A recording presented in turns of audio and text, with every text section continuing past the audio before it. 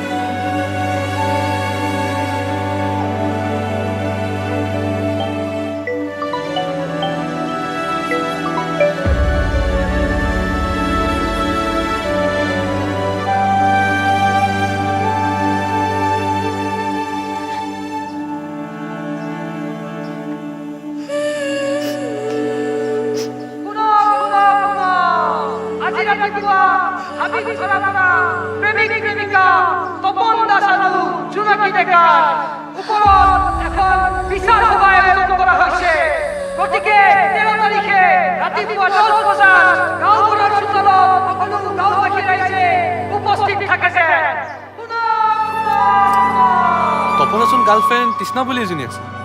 এই জোনাকী ডেকা কোন আকৌ? আজিকালি চবৰে 2-3জনীমান গাৰ্লফ্ৰেণ্ড থাকে। এটাৰ লগত ধৰা পৰিছে, বাকী কেইটাক দিলে বাপেকে। কালি যাবনে? কালি ওলালে হ'ল।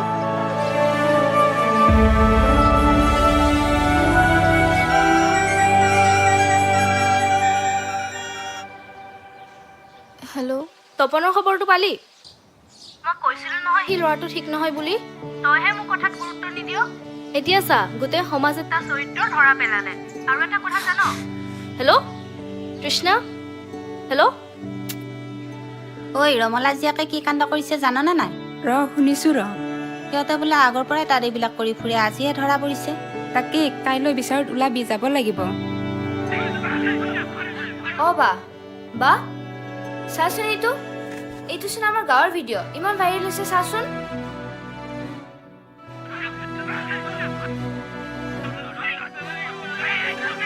হ'ব দে, এইবিলাক তই এতিয়া চাই থাকিব নালাগে। যা পঢ়াত মন দেগে, নাচাবি এইবিলাক।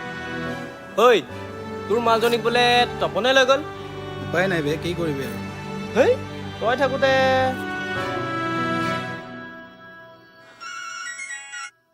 কিমান টাইমৰ পৰা ফোন কৰি আছো, ক'ত আছিলি? তোৰ ঘৰৰ পিছপিনে, সোনকালে আনা।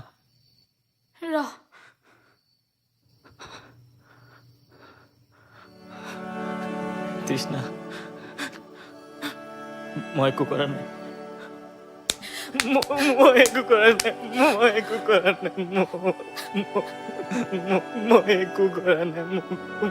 মোক বিশ্বাস কৰ। তই কিয় এনেকুৱা কৰিলি? মোক বিশ্বাস কৰ, মই একো কৰা নাই। মোক বিশ্বাস কৰ, মই একো কৰা নাই। তৃষ্ণা, তোৰ বাহিৰে মোৰ কোনো নাই। তৃষ্ণা, মোক এৰি নাযাবি। তোৰ বাহিৰে কোনো নাই। মই তই নহ'লে অকলশৰীয়া হৈ যাম। সম্পৰ্ক এটা গঢ়ি তোলাত যিমানেই কষ্ট কৰ, সম্পৰ্ক এটা ভাঙি দিয়াত সিমানেই সহজ তপন। মোক এৰি নাযাবি। মই তোৰ লগত সপোন দেখিছিলো, তই কি কৰিলি?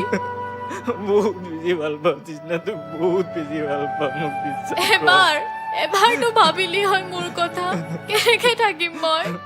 মোক বিশ্বাস কৰ নাম। এয়াই ভাল পাইছিলি তই, হা? তৃষ্ণা, মই বহুত ভাল পাওঁ তোক, মোক এৰি নাযাবি তৃষ্ণা। মই এই ছোৱালীজনীক চিনি নাপাওঁ, বিশ্বাস কৰ মোক।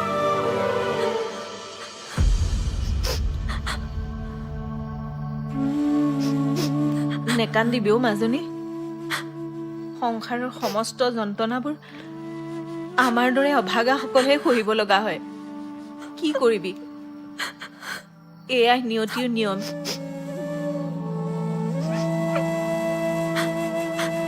ৰাজেন দা মই জানো আপুনিয়ে বচাব পাৰিব মোক, আপোনাৰ কথা চা চবেই ভাই, বিশ্বাস কৰে। তোক মই বেলেগ কামত সহায় কৰিব পাৰিলেও এইটো কামত তোক মই একদমেই সহায় কৰিব নোৱাৰো। ৰাজেন দা কিবা কৰক, আপুনি ক'লে আৰে কি আলবাল বকি আছ বে?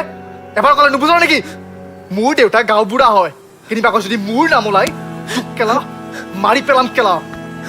আৰু এই ছোৱালীজনী কবি যদি মোৰ নাম কেনিবাকে ওলাই ন, এইখন দেখিছ ন তোৰ গালত পৰিব কেলা। মোক ফচাব আহিছ কেলা, আঁতৰ। ৰাজেন দা এনেকে নকৰিব। ৰাজেন দা আপুনি সকলোৱে বিশ্বাস কৰিব। ৰাজেন দা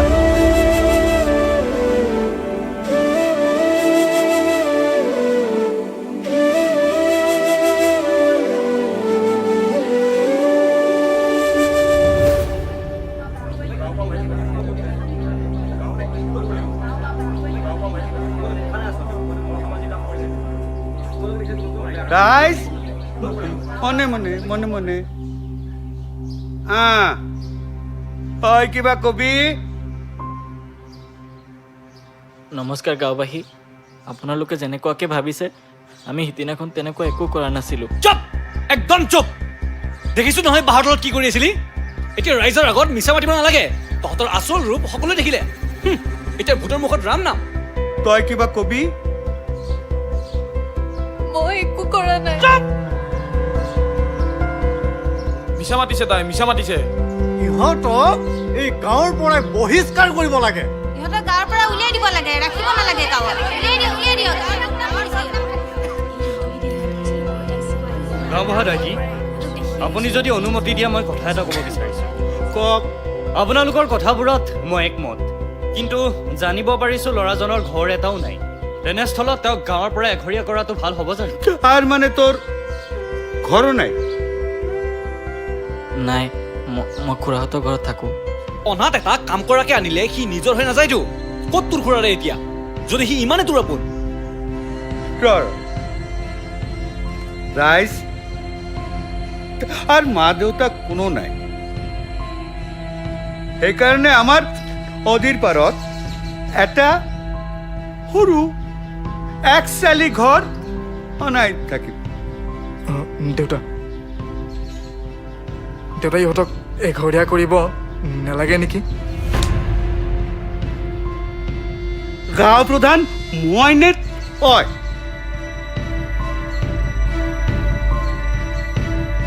ৰাইজ আপোনালোকৰ সকলোৰ কথা ভাবি চিন্তি, গাঁৱৰ কথাও ভাবি চিন্তি আমি এটা সিদ্ধান্ত লৈছো যে এই দুটাক আজি আমাৰ ৰাজহুৱা মন্দিৰত আজিয়েই সিহঁতক বিয়া পাতি দিম। হ'ব? সিহঁতে ৰাজহুৱা কোৱা, ৰাজহুৱা দমকল ব্যৱহাৰ কৰিব নোৱাৰিব। কোনো ৰাজহুৱা অনুষ্ঠানত সিহঁতে উপস্থিত থাকিব নোৱাৰিব। আমাৰ গাঁৱৰ ৰাইজে যদি সিহঁতৰ লগত কথা পাতে, গয়া ৰাইজক এদিন আমি ভাত খুৱাব লাগিব। আৰু আজি এতিয়া আমি ৰাজহুৱা মন্দিৰত যাম, সিহঁতক সেয়া পাতি দিম। হ'ব? বলক বলক বল। সজরায়ান হাত ধর, হাত ধর।